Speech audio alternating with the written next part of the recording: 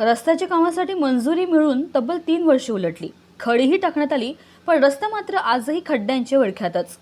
शिराढोण कोलेगाव राज्यमार्गाच्या दुरवस्थेविरोधात संतप्त झालेल्या तरुणांनी खड्ड्यांमध्ये चक्क बेशरमाचे झाड लावत प्रशासन आणि लोकप्रतिनिधींचा अनोख्या पद्धतीने निषेध केलाय. शिराढोण कोलेगाव राज्यमार्ग सुमारे 25 गावांना जोडणारा हा महत्त्वाचा मार्ग आज खड्ड्यांच्या साम्राज्यात हरवला आहे. 3 वर्षांपूर्वी रस्त्याच्या कामाला मंजुरी मिळाली. रस्त्यालगत खडीही फोडून ठेवण्यात आली, मात्र प्रत्यक्ष कामाची सुरुवात अद्याप झालेली नाही.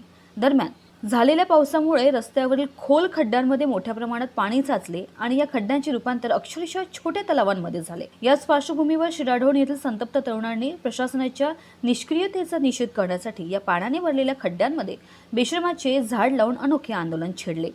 या आंदोलनातून प्रशासन आणि लोकप्रतिनिधींना जागे करण्याचा प्रयत्न करण्यात आलाय.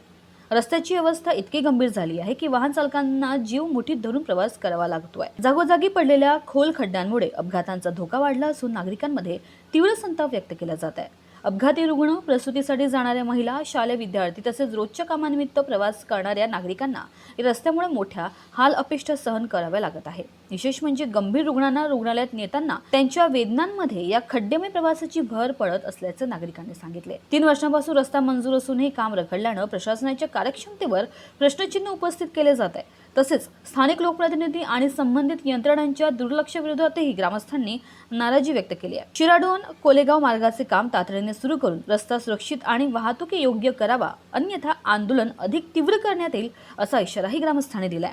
या आंदोलनात श्रुबा जाधव, अशोक महाजन, उमेश महाजन, निलेश ओमने, प्रदीप पवार, अनिकेत महाजन, रणजित महाजन यांच्यासह अनेक तरुण सहभागी झाले होते. खड्डे पडलेत, ही खडी टाकून ठेवली 3 वर्ष झाले, कोणतं काम करीत काय नाही. अडचण कशात येईल? अडचण म्हणजे कशा चला येईना, ह्याच्यातून अडचण काय येणार? इथून गावाकडे जायचं मला 1 तास भर लागला या रस्त्यामुळे. काल एक बाईक पडली, तिचा पाय मोडला. कोण जिम्मेदार आहे?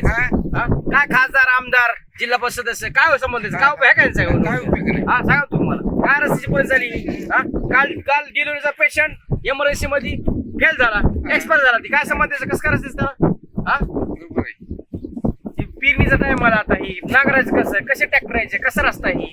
आज 10 वर्ष जसं तसा रस्ता आज आहे. काय याला कोण दुर्लक्ष कोणी बघणार? काय नाही काय नाही काय नाही काय नाही गेली आजचीच आहे. जाणाऱ्या येणाऱ्या प्रवासांना, रहिवासी लोकांना, शेतकरी लोकांना इथं खूप त्रास सहन करावा लागत आहे. 3 वर्ष झालं आम्ही ह्याच परिस्थितीत इथं राहतो.